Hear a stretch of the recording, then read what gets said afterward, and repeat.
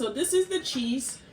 It's Tropical Queso de Fres. It's a frying cheese. It's just like it. If you have seen fresh Wagashe before, that's exactly how it is. You see? All the firmness. It's just like it.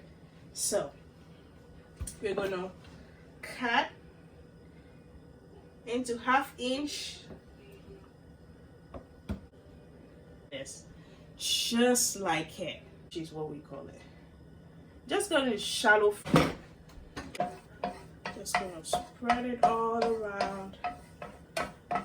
So this goes in, yay! And this goes here. Oh, it burns. It brown. You know, it's ready to go. It browns really fast.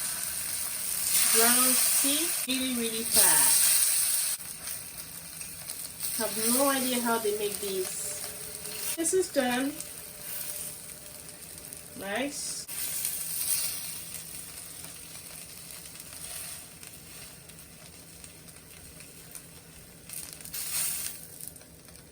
Good for, and the moment of truth. See? Nice.